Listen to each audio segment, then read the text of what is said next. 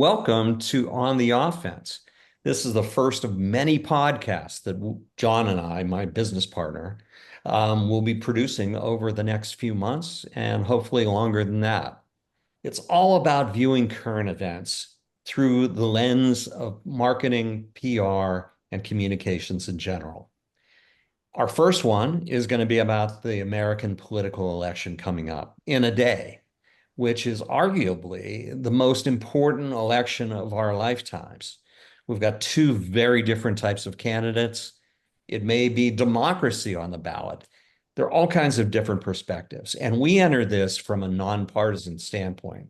We're going to talk about both sides, but at the same time, we're not going to attempt to endorse a candidate. We're just going to give you our opinions on the election, the different messages, the brand strategy of each candidate. A little bit about ourselves to begin with.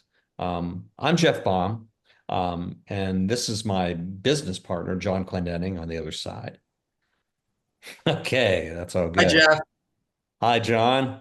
Hey, Hey, we've Jeff. known each other for Jeff, 24 years. John, yes. I have some bad news. What? I have decided to move on to my third cup of coffee. Well, that should And stir you so up pretty well. I apologize in advance for anything I say or do. Okay. Well, the same goes for me. I've had two cups of coffee, so I shouldn't be quite as stirred up as you, but it's all good. It's all good. I So, interrupted you. You were about to talk about me. So right, please keep right. going. I Well, like it let, when let me start out by saying we've started a new PR communications marketing firm called Clients First, Marketing and Communications. And it's LLC, just so you care. And we're going to take, and there's our hat. yeah, That's our we, logo.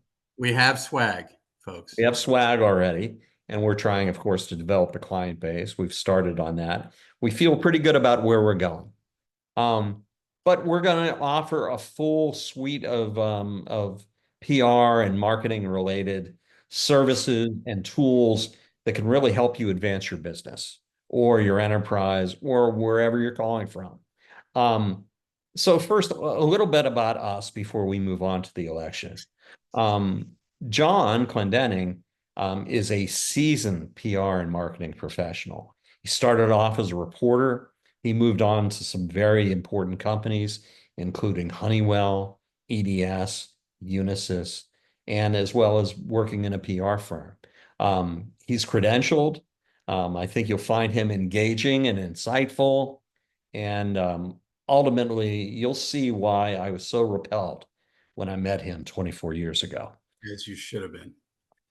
As you should have been. John, you want to talk about me? I would love to talk about you, Mr. Bond. So Jeff and I met 24 years ago, which means we met when we were like 10, right, Jeff? For pups. Exactly. We met 24 years ago. We were both recruited to EDS, which back then was a 21-ish billion-dollar company in the IT services space, founded by Ross Perot. He sold it over time to GM. That's how he became a billionaire. And he ended up running for president himself in both 1992 and 1996, speaking of presidential elections. Um, uh, and Jeff started one day before me. We shared a wall, and we were immediate both friends and war buddies, both, right? War buddies because it was an extremely intense environment. You either swum. Is that a word? Swum. You either Swam, you either swam. swam or you sunk pretty quickly. And luckily, Jeff and I were up to it. You know, we it was intense, it was hard, but we had fun with it. And I think a lot of that was because we shared a wall and we were immediate friends as well. We had a lot in common. First of all, we were the only people that we knew. We both had young families, small children. We would go out to dinner afterward and tell war stories, basically, and we just kind of kept each other going, right? In this this new world in Texas. Jeff had come from the East Coast, from New Jersey. I had come from the West Coast in Orange County, and we kind of met in the middle, and we just kind of, made the best of it and had fun with it. And I think did some pretty good work as well. So a little bit about Jeff.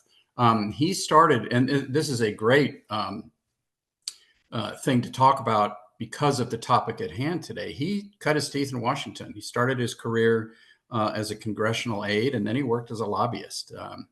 And so he's been in the hallways of Congress. I would assume, Jeff, that it's one of those things where unless one can only imagine what happens in those hallways unless you've been there, right? Yes, And it's much different than you may think. yeah, It was the really story. important to me. Oh yeah. So, and then he headed up financial media relations for Lucent Technologies, which was at that time when Jeff was heading that up, was the most widely held stock in the United States. And so just think of the expertise, the calm, the skill, the pure skill that is needed to handle a situation like that. That's the situation he left when he came out here to Dallas to work for EDS. I can tell you without reservation that Jeff is the best financial media relations person I have ever seen. And I've worked with a lot of them. This guy is a pro's pro. I can make fun of him all day long, and I will And you probably will. make fun of him a little bit on this phone call.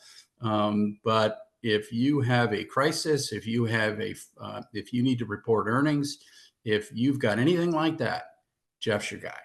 So with that, I think we're going to start to get into the politics. Should we tell people a little bit about the firm? Maybe just a little? I think that makes sense. Well, we don't want to turn this into a commercial. We really No. don't. But since this is our first time, do you mind if I launch into it a little bit?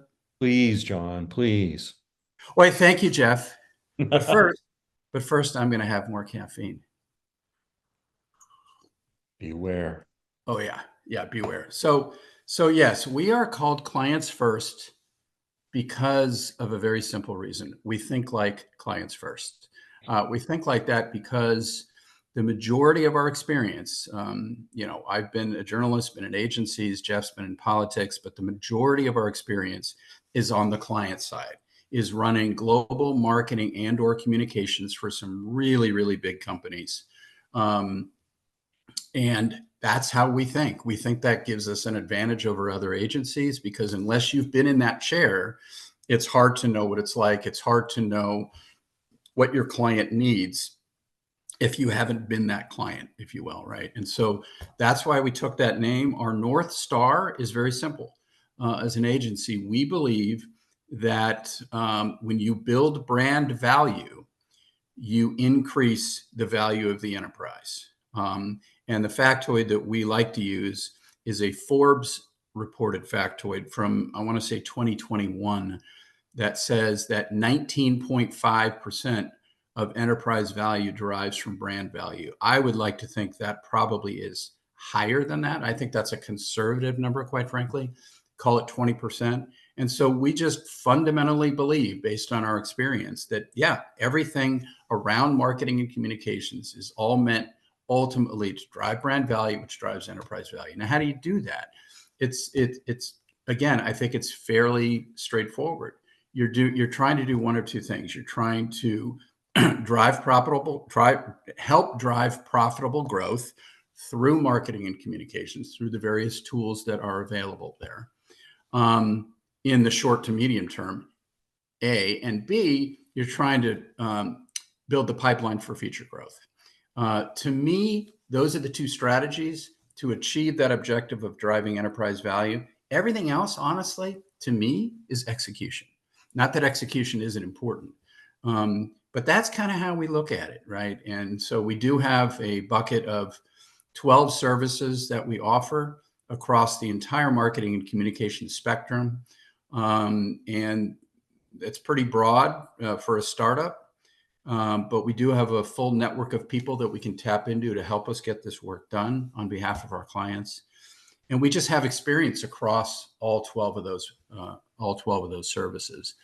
And, a good PR program or a good ad campaign or whatever is fine. But we also believe that the more of it you can integrate together, the more powerful it's all going to be toward that North Star of driving brand value.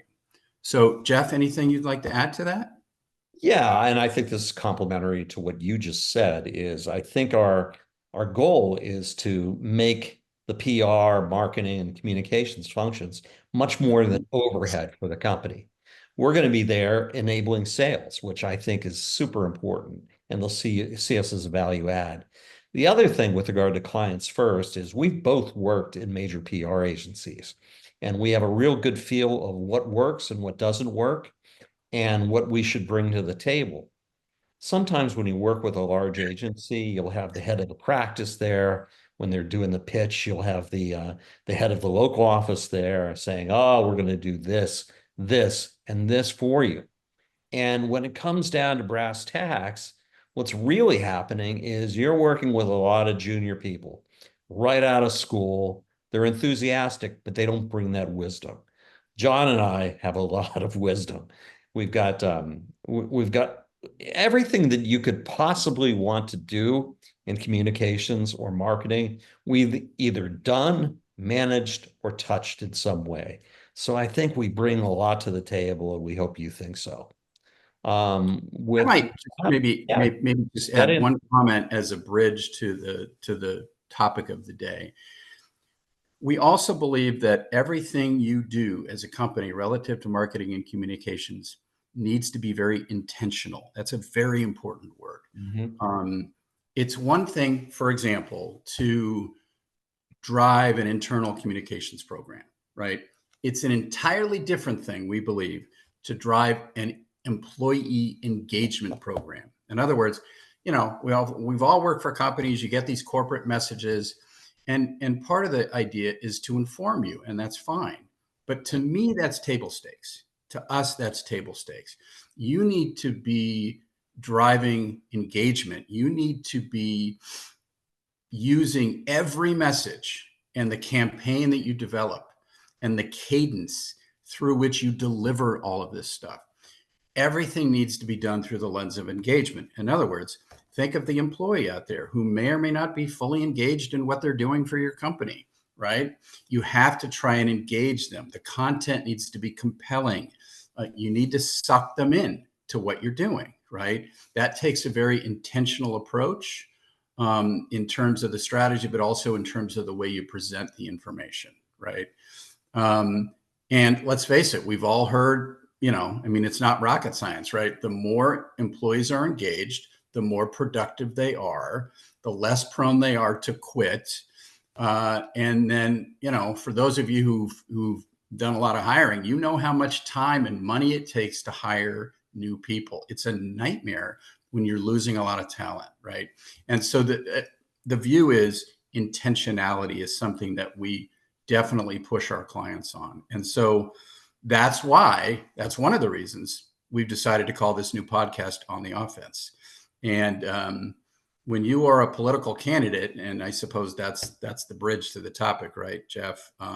Mhm. Boy, I mean, I have to assume brand. If you talk about the enterprise value of a candidacy, the brand of the candidate, forget about 19.5%, it may be 90% at that point. Absolutely. There's also, the candidate himself or herself, but there's also policy things and other things. But probably what, 80 to 90% of the enterprise value of a presidential candidacy is driven by the brand value of the candidate. And so, boy, you talk about intentionality. Um, I believe that both candidates in this race know exactly what they're saying every time they say it. I believe they are being intentional, which is a compliment to both. Um, doesn't always mean it comes out the way they want it to or is being perceived in the way they want it to.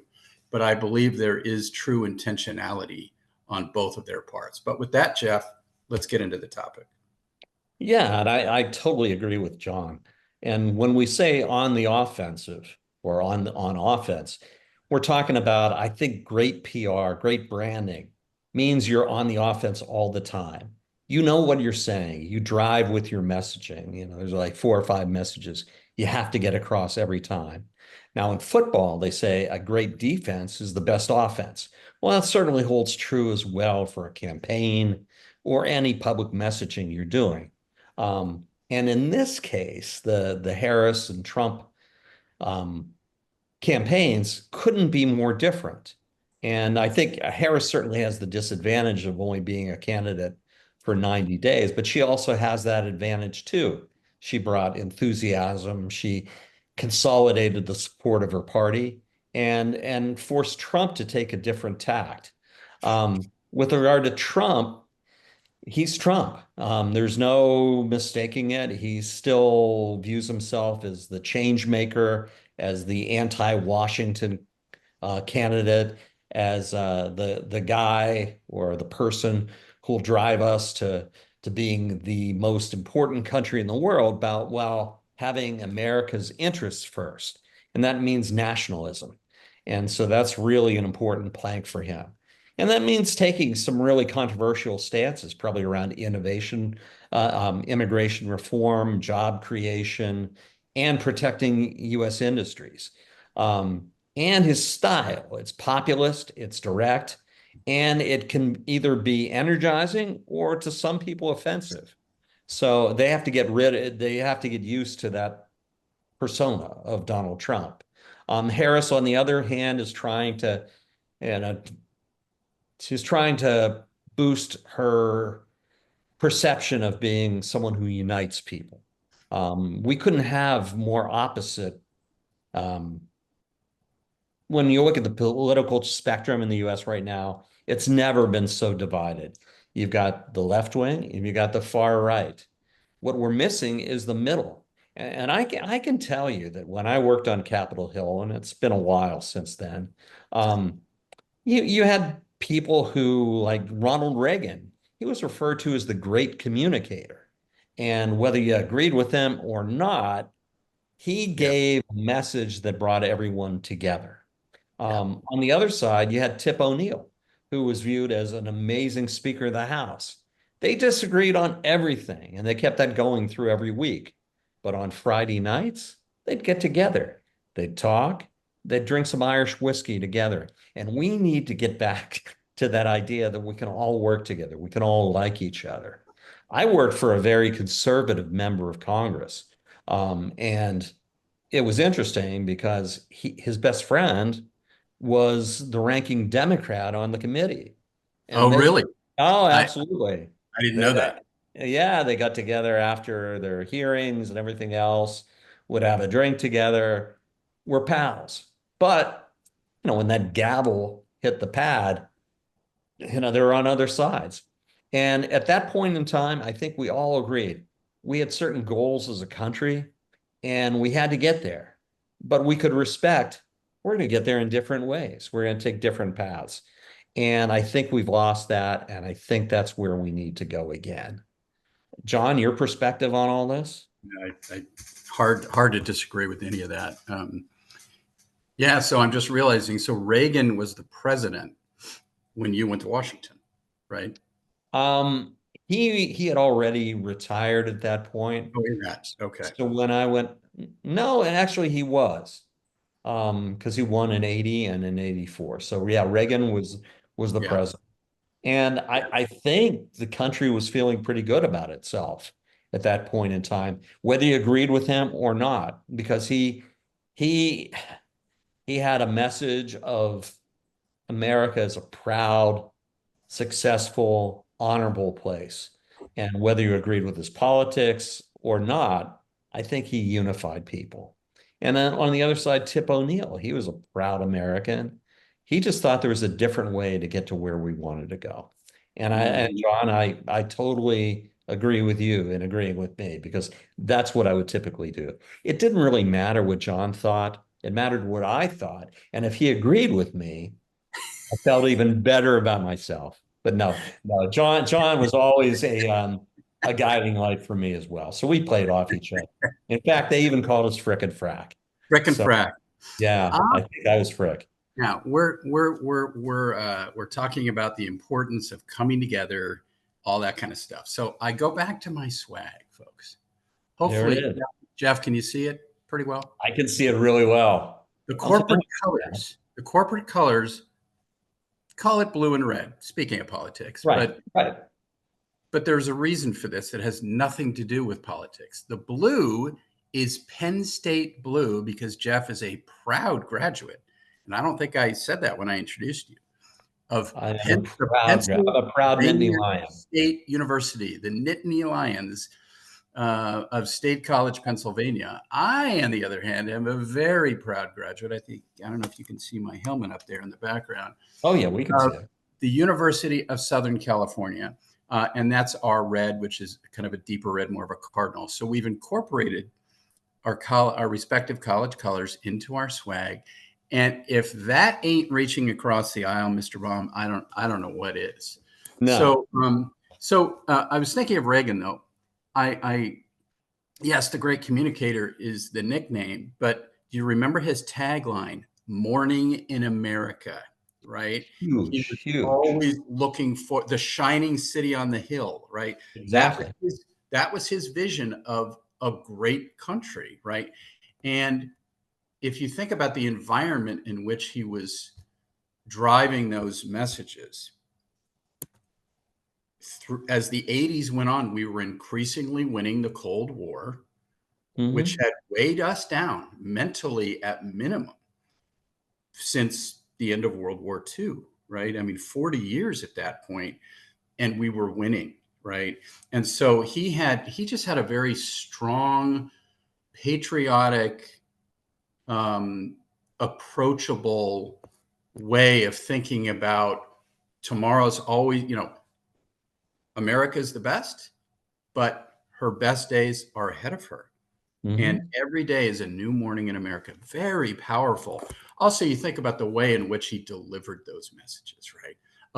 Yes, he had been an actor. I get it. But the way he delivered those speeches, the little twinkle in the eye, lots of jokes. He was famous. You can Google Ronald Reagan jokes and see an endless supply of them. And they're actually pretty funny. They're a little corny, but they're funny, right? He was enjoying himself. He believed in us. He believed in all of us. Doesn't mean everybody loved him, right? But the messaging was very powerful. So you translate that to the environment of today, right? So, I mean, I could go on and on about this, but let's take a step back. Let's talk about it.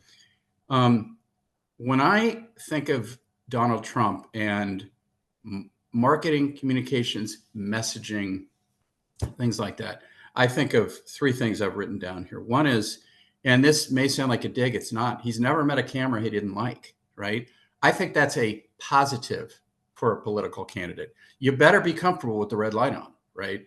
Now, he has the benefit, a fairly unique benefit, of having been a known quantity in the United States for a long, long time. I can't think of any other candidate who, before they ran for the presidency the first time, had been a known quantity for, at that point, 30, 40 years at that point, right? So, and so he's just a very familiar face. Everyone knows who he is. And that's the worst thing that a political candidate could suffer from, is not enough people know who you are, right? People know who he is. They know what he stands for. I assign that as a strength to him, right? And a lot of that is because of time, but a lot of that is because of the way he's comported himself over time. He's just been a very visible person, right? I think that's a strength. The second strength I would assign to him, and this is going to maybe sound a little not silly, but very, very tactical. His posture in interviews, I think, is so interesting. I'm always noticing it. And I'm literally trying to do it now as I'm saying it, right? He sits on the edge of the seat or the chair that is facing the interviewer, and he leans forward a little bit, and he has his hands clasped in front of him. He's extremely comfortable. And it makes the statement that he is ready for the interview. He's ready to go. He's leaning forward. He's all in. And it makes him look very strong. And so I think that I've never seen a candidate, a presidential candidate or a politician do that.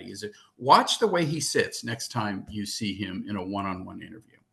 And then the third thing is, and this is, I think, a compliment both to him, but also to his campaign operation in general. The messaging is very clear, right? Brand positioning. Every company out there, whether you're GM or Joe's Taco Stand, what do you stand for? What is your brand promise, right? He stands for, make America great again. That's the tagline. It's the kernel of the brand positioning. It's very, very clear, and they meaning the campaign, they hammer that message over and over and over again. And there is a lesson there, whether you like the message or not. I'm not saying I like it or I don't like it. I'm just saying the message is clear. They hammer it over and over and over again. And every company should be heeding that warning. So those are three things I see as strengths of his. Now, should I talk about weaknesses of his, or do you want to comment first on my comments, Jeff? Yeah, well, let me comment first on your comments and take a few tangents here and there. I And agree then with, if you do that, I'm going to comment on your comments on my comments. well, I think we'll have our moderator turn off the mic. Hey, anyway, I completely agree with your comment regarding his posture when he talks. I mean, he is leaning ahead, he's on the edge of his seat, and he's looking into the eyes of the interviewer. I think that's a very powerful message that he sends. Secondly, there's never any question about what he's saying. He comes back to the same three or four points he begins with. And that's a very powerful way of delivering a message. At the same time, no one would disagree that his points are very polarizing. There are people on his side of the fence who think that's showing America's strength. And that when he says make America great again, he's assuming that we weren't great from the beginning. And I think that if you take a look at things, how many of you out there would think that? Hey, no matter what was happening in the country, I've always thought that America is the greatest place, is the greatest place for democracy. And you know what? We're all immigrants, except for a few people. We all came from different places. It's just, and even Donald's wives came from different countries. Um, he doesn't really point that out. And it seems that he has a very different view of people coming from the North and Canada or from Europe versus from Central America. So that's a very different viewpoint, and from Muslim countries. Um, so I think all that is very true. He's very effective. The other thing that I would say about the way Donald Trump responds to questions is that if he's lost on a question or he doesn't know the answer, he'll make one up. And that's where these alternative facts that we're talked about with come into play. Now that in contrast to Kamala Harris, if she's asked something that may be uncomfortable or may put her in a bad spot, she'll evade that. She will switch the subject or whatever else. So, when she'd be asked, will you continue President Biden's policies? She never answers that question. She talks about the successes they've had, but she never says yes. She never says no. So people may view that as being, I don't know, weak or not decisive. And so you have very different points of view on both candidates. At the same time, if it's something she's passionate about, like women's rights, the rights to control their own bodies, she'll deliver that very directly and she'll deliver it with a lot of heart. So I think they're very different candidates, very different people, very different strategies. And, where Trump's always kind of on the attack, Kamala is always trying to build this idea of coming together. And again, it works for both people. Yeah, on Kamala, I want to. I'd like to talk about what I see as her communication strengths, but I'm gonna start with her weaknesses because you just identified one. Um, when she did the town hall with Anderson Cooper a week or two ago, he was not letting her off the hook. So you Right. think about that town hall. If you all remember that, it was in what, Allentown, I think it was in Allentown, Pennsylvania, Yes. swing state, obviously. By the way, Jeff, we talked about Penn State, but is a proud native Pennsylvanian. I think that was in Allentown, but No, uh, and my part of Pennsylvania is Pittsburgh. So just so you know, Western Pennsylvania is much different than Eastern Pennsylvania. We have very little in common, but I am a well, proud Pennsylvania. you the way you've identified it, not to go down the rabbit hole of the ins and outs of Pennsylvania, but you've described it as Philadelphia is a northeastern city and Pittsburgh's essentially a midwestern city. Correct. Is that Correct. accurate? Yeah, I think a Pittsburgher has much more in common with someone from Ohio or the West Virginia Panhandle than they do with people in Philadelphia or Mhm. DC or New York. So, Oh yeah. and we took that as a position of strength. You know, we're the common person. A great place to grow up. We're the common person from the Commonwealth of Pennsylvania, right? Correct. Great Correct. Commonwealth. But Allentown, I associate that with being more Pittsburgh-like. Is that not right? Well, I think it is more Pittsburgh-like in terms of being, well, actually, Bethlehem's probably more Pittsburgh-like, but Allentown is a very working class city. Yeah, the Uh, famous Billy Joel song, of course. yes, and just for people who like useless trivia, and I'm a font of useless trivia, Billy That's Joel was actually writing about Levittown, New York, but he thought that Allentown would be more recognizable to people, so that's why he did that. Are you kidding me? No, I'm Levittown, New York, that is the town where the first post World War II, speaking of worthless factoids, the very first post World War II kind of modernized housing development was built, exactly right? And then it all started moving west, right? right. Levittown, New York. I did not realize that. Yeah, yeah. But so Kamala's in that town hall. They're in Allentown. Anderson Cooper's on stage with her. And by the way, I believe that Trump had been invited to participate in that town hall, but had And he declined. declined. So she's up there by herself, meaning she has the audience to herself, she has the stage to herself. But I think to his great credit, Anderson Cooper had clearly decided that he was there to be more than a master of ceremonies. He was there to be a journalist. And Mm. in between, when she was answering questions from people in the audience, he was asking her questions, not all of which were easy. I mean, he was No. not letting her off the hook. And so I agree with you that if she's knowledgeable, passionate about something, she can be very effective. But there were some questions that he asked her that she clearly wasn't comfortable with for whatever reason, right?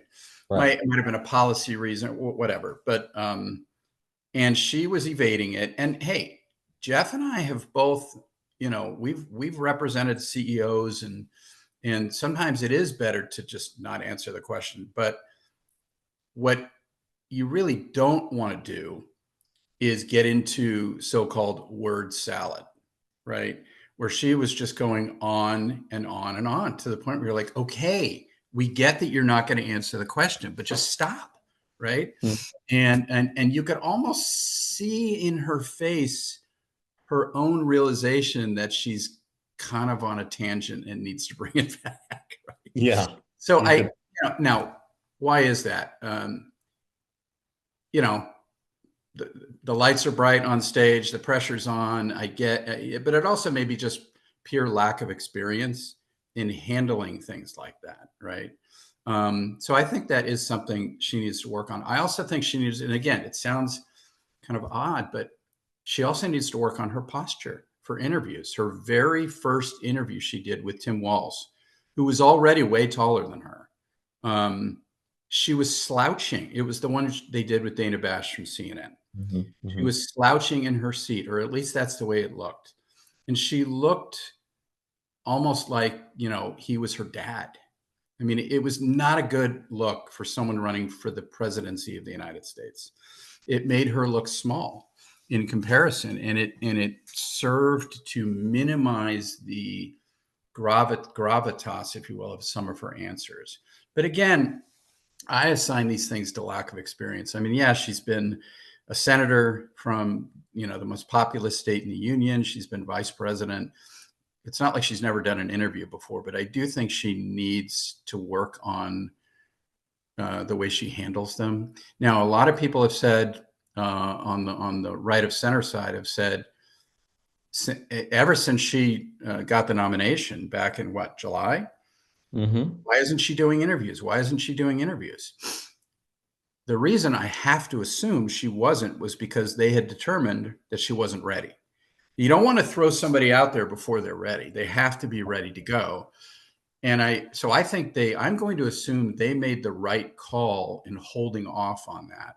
But if she was finally to that point where she was ready and she's sitting down with CNN, you would think that she would have either been guided to or do it herself, sit up straight, be a little bit more Trump-like in the sense that you're leaning forward, have your hands on the table, and just look more into it. Right now, Yeah. these are critiques that I'm offering of her communication style.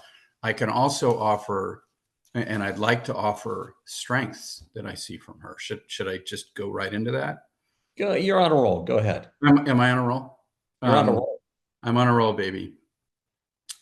And I'd also like to identify a couple of issues that I see from Trump with his communications style. So I think Kamala, and this kind of goes along with what you were saying, Jeff. I mean, she's just very approachable, right? She smiles a lot, which I think is great. And I loved in the Democratic convention when they were talking about let's get some of the joy back in American life. Right? Exactly. That Exactly. was so great. You know, again, morning in America. The glass is half full, not half empty. Right. What an uplifting message, right? And her sense of empathy really comes through.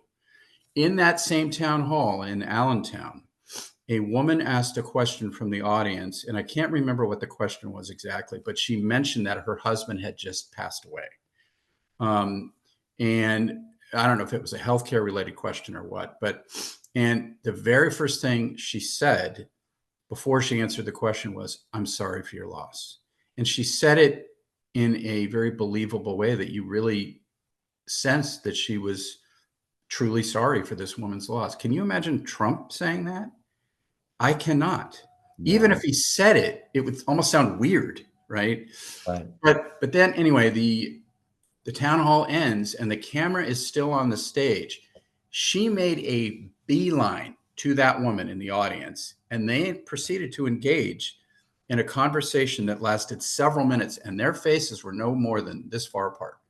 And you could just tell, unless Kamala Harris is a much better actor you know, than I think she can be, you can just tell they were having a real, true heart to heart conversation, likely about this woman's husband, maybe some of the challenges that that family has faced as a result. And you really got the impression that this woman cares. It's coming through in her speeches, in her rallies, in her one on ones.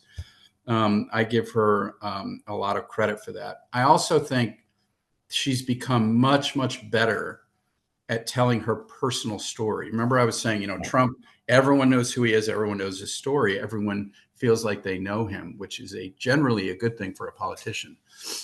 Kamala Harris has had a lot of catching up to do, like to educate people about her story. And every chance she gets, she talks about, I came from a middle class household where my mom basically raised my sister and I've been a prosecutor, right? And so I just have empathy for people struggling, right? And I give her quite a bit of credit for that. And then speaking of taglines, Morning in America, Make America Great Again, all of these things. I'm going to quiz you. What is Kamala's tagline? Let's see if it's breaking through or not. She says it I every think it's time. moving forward, right? She Yeah, talks about moving forward. a new path forward. Hmm. I think that's right. A new path forward, which I kind think of so. encapsulates, let's move forward, right? And Right. so I do think that she and the campaign have come a long way. They've had a lot of catching up to do in a fairly short period of time. But anyway, I give her a lot of credit, but she's had a lot of learning to do pretty quickly. Let me just finish off my role with a critique of Trump, because so far I've focused mainly on his positives. His biggest negative to me from a communications and marketing standpoint is his inability to stay on message. So make America great again, America first, that's consistent. But he goes on stage, and the next thing you know, he's talking about stuff that makes no sense and that Mhm. has nothing to do with the brand positioning of his candidacy. Right. And it's got to drive his staff crazy. So, so for those of you listening out there, I mentioned Jeff and I have, been in many a situation where we have a CEO we're working with to prepare them for an interview or what have you. And it's, you just you hope when the red light goes on that they're able to stay on message, right? So I can only imagine his Right. staff saying, "Oh my God, please come back, come back, come back," right? And so, and the second issue that I see with him is when he does go on those crazy tangents, it's not word salad like Kamala. It veers into personal attacks Exactly. way too often, and the whole thing then becomes a distraction. And so, he does the rally, he gets off stage, you go onto the internet, and the headlines are all about Trump talked about, was putting down this race or this group, or was talking about, Hannibal Lecter, or just this crazy stuff, right? So it's interesting because, like I said, they've got this kernel that works for them, right? It got him elected in 2016. It must have worked to a certain degree. Make America great again, America first. Um, but if he's almost like clearly, probably more than any other candidate any of us have ever seen, he's both the biggest strength and the biggest weakness of the campaign, right? Because he's just so volatile. You never know what he's going to do, but he has these amazing strengths as well. What do you think? I agree. I agree with that completely. Um, and one thing that I say a lot, and I don't know who said it originally, is that, if you take a look at a car, you're in a car driving a car, what's bigger, the windshield or the rear view mirror? And I think if I had to characterize the campaigns, I think Kamala is looking much more through the windshield, where Interesting. Donald is looking much more through the rear view mirror. And I think that's a problem that he has. But he still appeals to that base of voters, which may be 20, 25% who are acolytes. There are people who would never leave him, who agree with everything he says, despite what he says. So that's an incredible strong base that he can always call on. And they're not going to stray. They're not going to support Kamala. The other thing, and I agree with this with John, is it would be hard to find a statesman in any country who belittles people. And I think that's something that Donald's practiced throughout his career. And that comes down to way back when he made fun of a reporter who obviously had some sort of mental disability, made fun of the way he talked. I think that just little things are unprecedented-like. Dogs and cats and pets, they're eating them. That's not something a statesman says.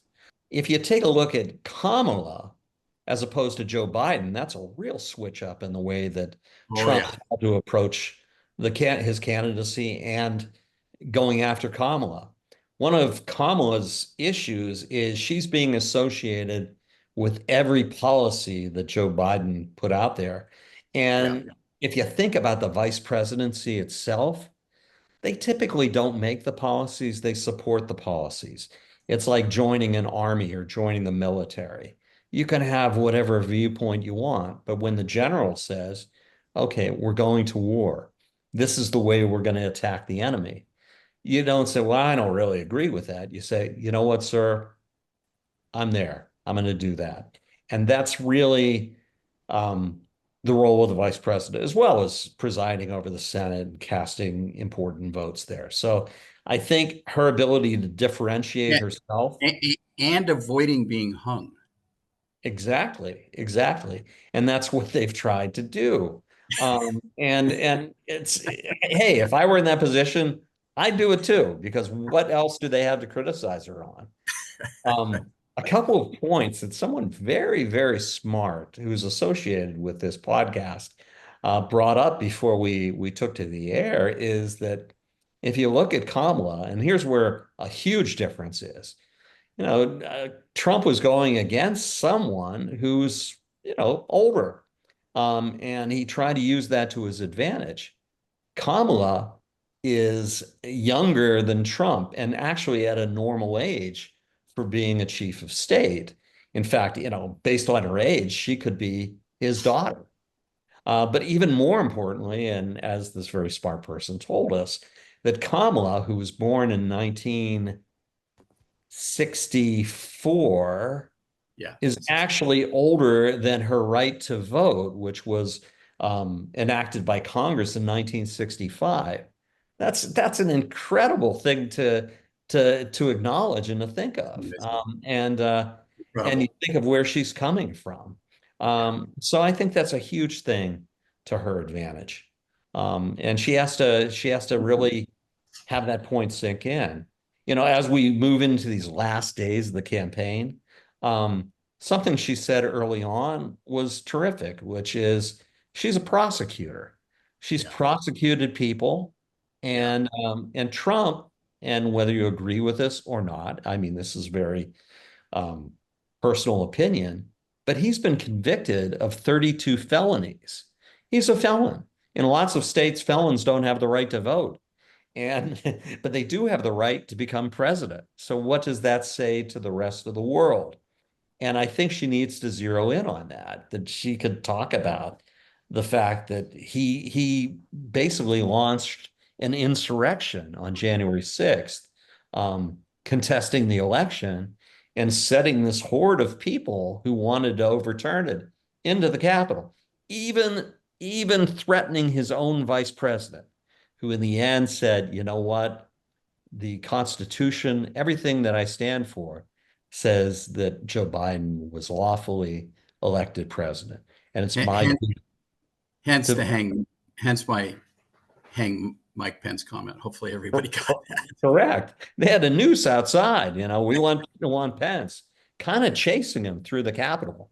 Now, there was stuff going on there. It was crazy. They broke into the speaker's office. All of this stuff, and it was defended in essence by Donald Trump. Although, of course, he's held that he's not responsible for that. Um, so, this conflicting view of events, and is Trump an insurrectionist? Well, there are a lot of people who say yes to that, and there are a lot of people who say no. So we've got all these conflicting It's views of crazy. the world, views of the US, views of each other. And if we could just get back to civility, I think that's what people on either side, or at least sane people on either side, would say. We need to get back to a point where we can have an honest discourse between people on both sides. We could have friendships. We don't break up families. And I think we're just so divided at that point. I think that's what's happening. It is. That's exactly what's happened. There's no question about it. It's very upsetting. You have to. Well, I teach. I teach college on as my side gig. I'm an adjunct professor at the University of North Texas, just north of Dallas here, and I've talked to my students about it here and there, not a lot, but and talking to our kids and things like that, and this environment, especially for young people, is a total turnoff for even getting involved in the political process at all. Exactly. Because this era we've been in for a few years now, that's all they know. That's all they know. They don't know the Tip O'Neill, Ronald Reagan thing that you talked about, right? They don't No, know that there was once a time not that long ago when it wasn't this ugly, right? And so, it makes me worry about the future. Are people going to vote, and are they going to be engaged, and all that kind of stuff. So, it's interesting. You raised the January 6th thing. Kamala did. I wish I had a chance to see it. I did not. She made a speech last night from the same spot, literally exactly. the same spot on which Donald Trump was standing when that famous speech occurred and then the insurrection occurred down the street at the White House. So clearly she's focusing on that, trying to remind people of that. But the convicted felon thing you brought up, I haven't heard her talk a lot about that lately. And that's interesting to me. That I wonder if it's because they've just decided that other messages are working better. Maybe they think the felon thing has kind of run its course in the minds of people who could go either way. I don't know. The other thing that, and you and I were talking about this earlier, Jeff, that is very interesting to me is this is the third time Trump has run for president, but it's the first time that I can recall, at least, that people are pointing out uh, the effects that tariffs could have on the American consumer, and they're saying Exactly. negative effects. I don't remember people on the left or people in the center doing that before, right? So, intentionality, which we talked about earlier, right? I believe everything that's said by both candidates is done very much on purpose. I believe that when people like Mark Cuban get up and say these tariffs are going to be bad for the American consumer, I don't believe he's doing that in a vacuum. I believe he's being encouraged by the left to do that. Uh, but it's just interesting that if it is such a problem, why wasn't it brought up before, right? Right. Um, I think he ever every, wanted to put them in on such a wide scale. I mean, he did them against China, he well, did them against right. Russia. Yeah, that's true. This would That's have a big impact on everybody's purse strings. Yeah. And I don't know what to think of it as a consumer. I don't know what to think of it. If he wins and he does these tariffs in the way that he's talking about doing them, will that really be bad for the American consumer? I have no clue because my brain is just too full at this point. I, I'd like to think I'm you know, a fairly well educated, sane, normal person, but I don't know what to think. I'm not an economist. I haven't taken the time, I admit, to dive into this policy. I'm not sure quite what to make of it. Right. Yeah. Well, if I were advising Harris, I think one of the things I would make a centerpiece of my messaging is that not a single cabinet member of Trump's supports him, not his former vice president. His That, chief of staff, a four-star general, talked about how he's not comfortable with Trump and how Trump, really relished his relationship with let's say, dictators, like Vladimir Putin, like Kim oh, yeah. Jong-un. Oh, yeah. And then finally, he said that Trump actually said some things in support of Hitler's policies with regard to how the generals followed him without question. Well, anybody who invokes the name of Hitler, um, I don't think's in step with most Americans. I mean, somehow it gets lost, the terrible things that Hitler oversaw that just boggle the imagination. So and then finally, in this what Trump has called a love fest at Madison Square Garden, Oh, we haven't talked about that yet, yeah, right? it was opened by a comedian who described Puerto Rico as a floating pile of garbage in the ocean. Um, that disenfranchises a very, very big portion of the electorate. And he went on to criticize African Americans, Muslims, and Jews. And that can't really be tolerated in an event that was basically organized by President Trump. So I think you got to seize upon all those things, um, especially coming into this last few days of the election process. Um, but No again, question. God. You know, there was a point where Trump said he could go into Times Square, shoot someone in the head, and his numbers would go up the next day. Um, so I mean, these are all things that actually happened, which which are incredible to me. And there's plenty of other things, but I think people have selective amnesia.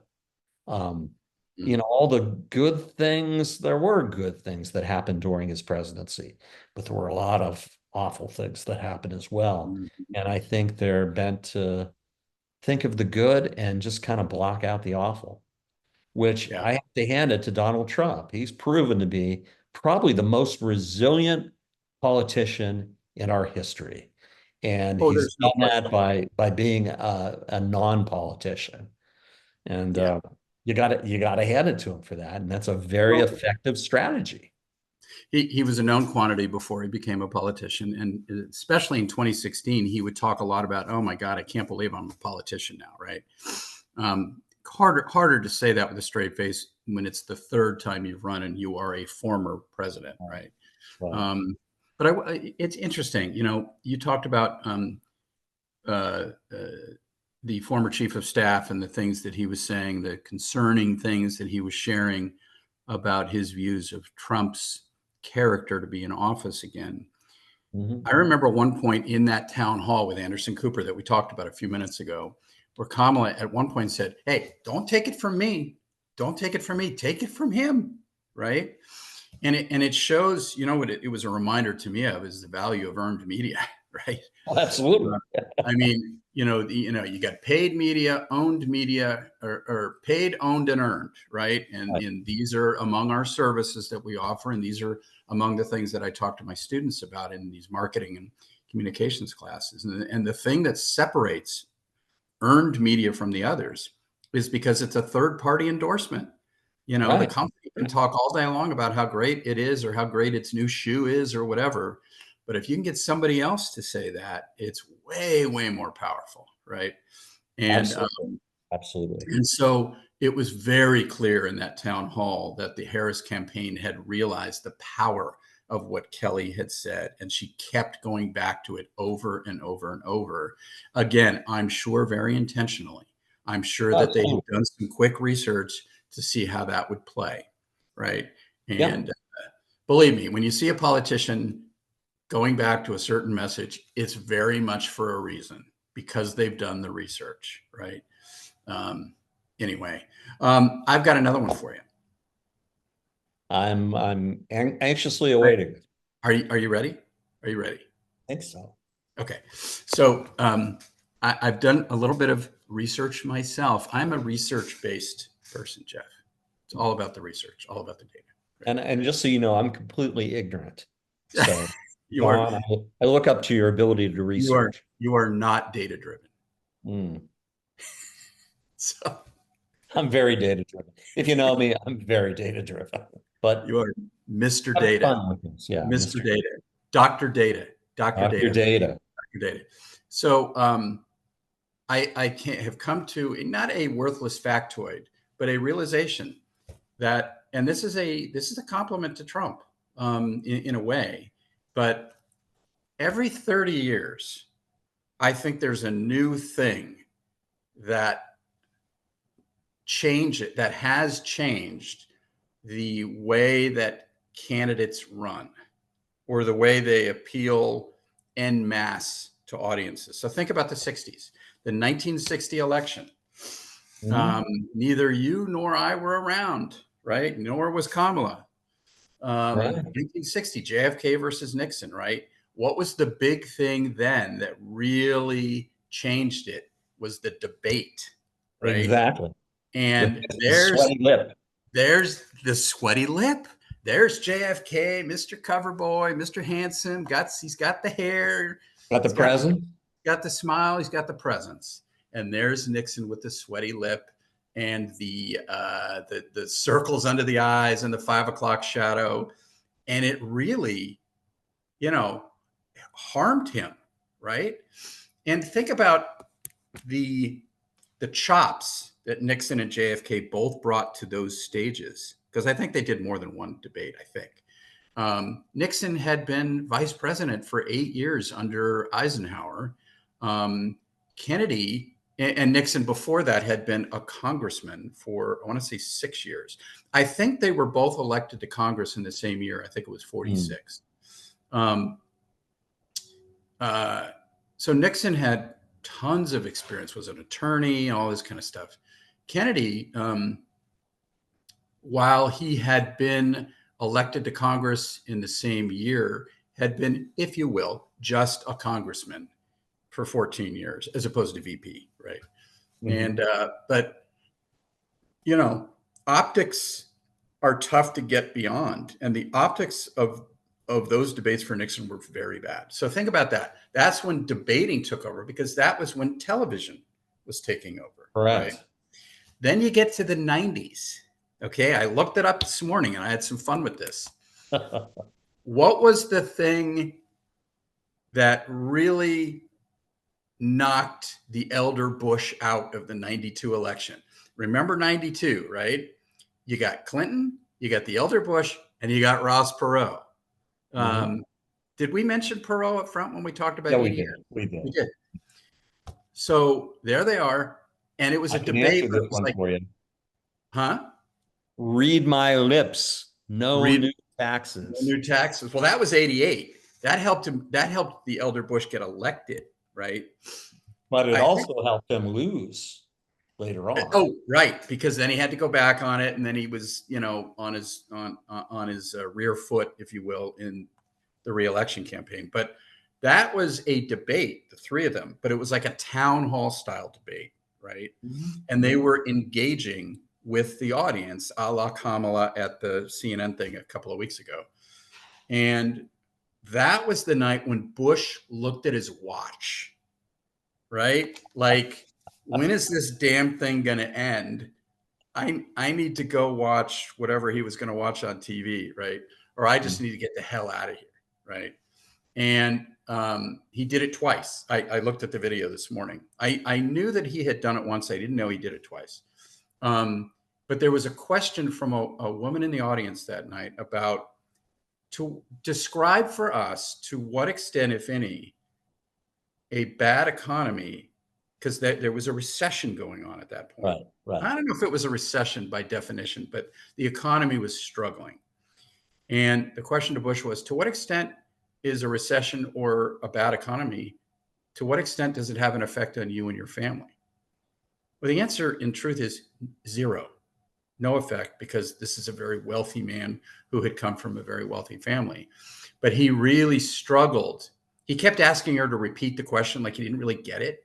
And then he struggled to answer the question. And then his turn is up. He goes back to his chair and he looks at his watch, right? Clinton then, who should have been called the great communicator in some ways, in terms of He the was an way, incredible right? communicator. He, lots of baggage, don't get me wrong. But in terms of his communication skills, he takes the cue, walks directly up to the woman, um, and they're just a few feet apart, and he tells her in very personalized terms, here's what happens in my home state when there's an economic problem. If this company has layoffs, there's a good chance I know the people who are being laid off, right? If this happens, I know those people. I feel it. The whole Clinton, I feel your pain thing. He Right, didn't say that right. out loud in that answer, but he might as well have. And it was just all about empathy, and people wanted to see that. And so my point is, in the 60s, it was television's here. It's all about a debate where you're just standing there. The 90s, now you have, it's still a debate, but it's really more of a town hall. Okay. Mhm.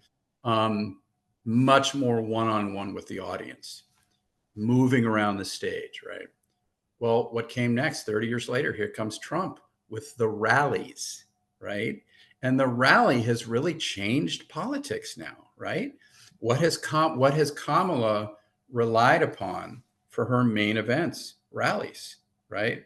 And Right. that all started with Trump, right? And so there's yet, every 30 years or so, this is my theory, right?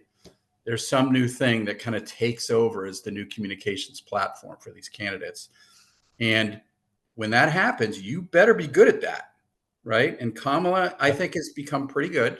Walz is very good in those rallies, Walz is very good. right? But Trump He's is a never met. master of those, right? So there's pros and cons. What's going to be the next communications platform 30 years from now? Who knows? But you better be good at it, or it's not going to last long. Yeah, and I agree with Kamala's decision to do that rally in front of the White House, the same way, same place that Trump did his speech It on was January brilliant, 6th. brilliant. Very, very powerful image that set. Unfortunately, Joe Biden made comments separately that same night about Puerto Rico and what that person said, kind of attributed everything not to the comedian, but to Trump's supporters. And they had to walk back that statement. So, the good PR that Kamala was going to get from that speech was offset by the bad PR that President Biden drew. That is such a great point, right? What a unique situation where you're the standing vice president. You have to worry about what the standing president, is going to say, and Yeah. it just shows that it's such a fine line for her. And I've heard that she had a very negative reaction to what he said, and they probably reel him back. I just you wonder if he's going to do any more interviews between now and election day. I doubt it. If I I were would him, hope. I'd keep him, as the Republicans like to say, in the basement in Delaware. Do your thing. Just don't go near a microphone. Yeah, Right. maybe Rehoboth Beach. He goes back to Rehoboth Beach because it's the shoulder season. It's nicer The when you shoulder go. season. What The does this shoulder mean? season. What does that mean? Well, summer is that's the hot tourist season. Oh, But so you get sun on your shoulders. springtime and the autumn are the shoulder seasons. They're on either side of the summer and the weather's still pretty good and you can enjoy the town. I And see. what he should be doing versus This this is a new term for me. So I'm a West Coast guy, and we don't really have seasons, right? We kind of do, but every day is Sunday out there, right? right, So, not Sunday, but day of sun, right? right. Uh, Except for June. and You're on the huh? coast. Except for Except June. for June, the Except for June June. gloom. June gloom, which is a term that's been in Southern California ever. But then a new one I heard this year was May gray. Never heard it before. Lived in Hmm. Southern California the first 37 years of my life. Never heard that term, May gray. But June gloom is a real thing. If you are within 5 to 10 miles of the beach in June, it's going to be gloomy. It just is. Now, if you Absolutely. want to go inland, okay, fine, but you're not at the beach at that point. Hey, everyone. John and I have been Our, talking for a our while. producer has interrupted us to suggest that we should stop talking about the weather Right. and move to the close of our podcast. And we are taking her direction.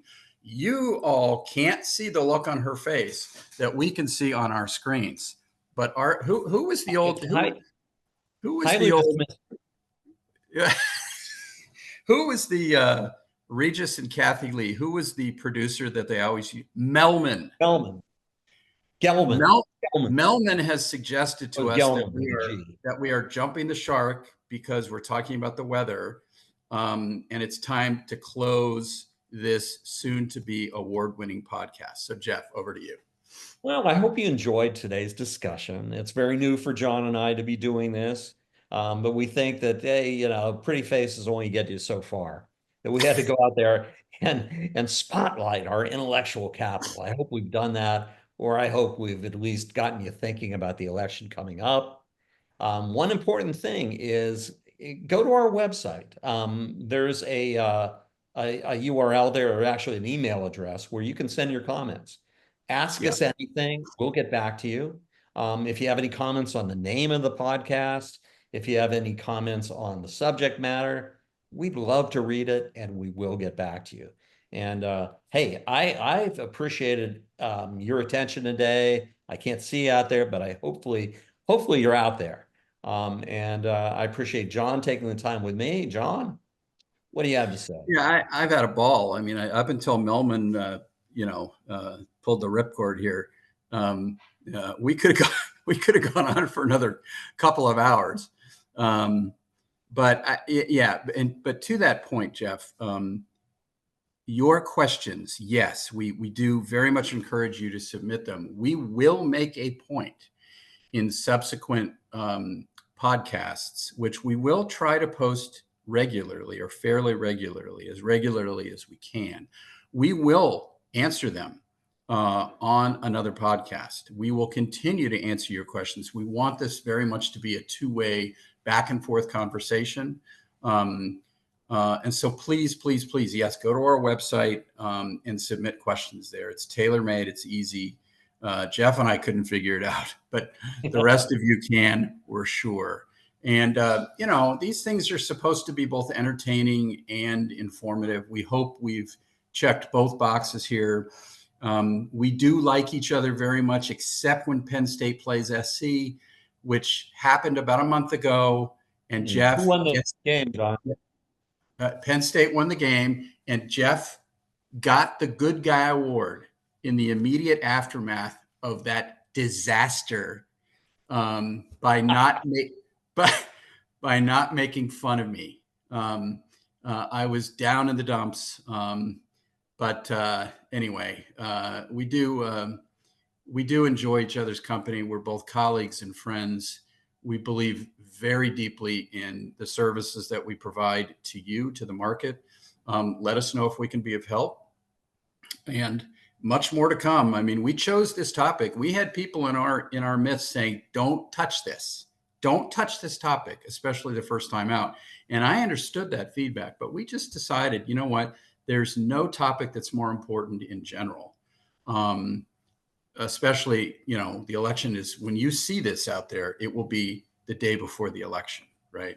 And so there's no topic that's more important, but there's also no topic that's more relevant, if you will, to marketing and communications, and the challenges that come, and how you handle this or that, and the importance of, I know I'm laughing, but posture, message, consistency, those types of things. So we hope you've gotten something out of it.